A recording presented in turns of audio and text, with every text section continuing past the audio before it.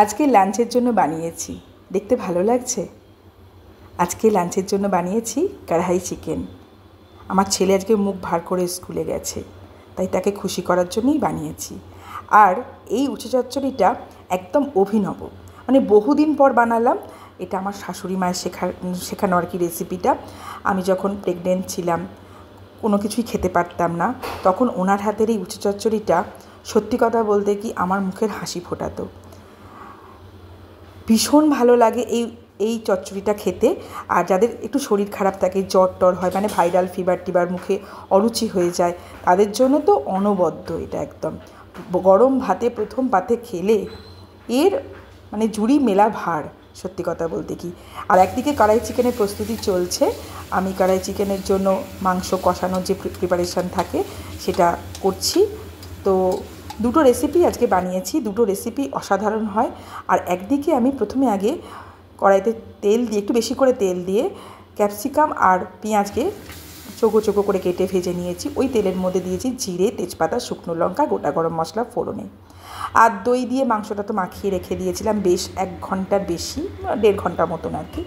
তো এবার মাংস কষানো, আর কি বলবো, আপনারা সবাই জানেন কড়াই চিকেন বানাতে ইন্টারনেট খুললেই পাওয়া যাবে। আর এটা একটু অন্যরকম স্বাদের চিকেন হয় বলে এই বর্ষার এরকম একটা স্যাঁতস্যাঁতে ওয়েদারে বেশ ভালোই লাগে। আর এই উচ্ছে চচ্চড়িটার স্পেশালিটি আছে।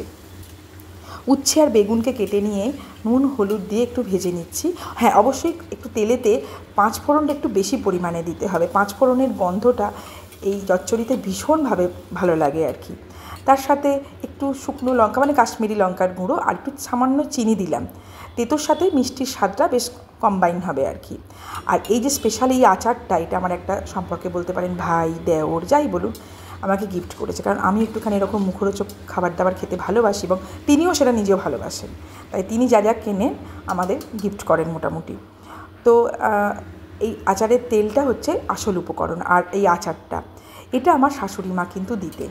আর এর ফলে টক ঝাল, তেতো আর মিষ্টির একটা অনবদ্য স্বাদ তৈরি হয়। গরম ভাতের সাথে যদি আপনি 1 চামচ এই চচ্চড়ি খান, তাহলে আপনার কিন্তু স্বাদ মুখে লেগে থাকবে এবং আপনি বারবার এটা বানাবেন, আমি কথা দিলাম। আর এদিকে কড়াই চিকেনের প্রিপারেশান প্রায় অলমোস্ট ডান। আর তারপর আমি এই যে তরকাটা যেটা বানিয়ে রেখেছিলাম সেটাও দিয়ে দিলাম। দিয়ে এবার আমি একটুখানি ঘি আর একটু গরম মশলা আর একটু চেরা কাঁচা লঙ্কা দিয়ে ব্যাস আমার রান্না প্রায় রেডি।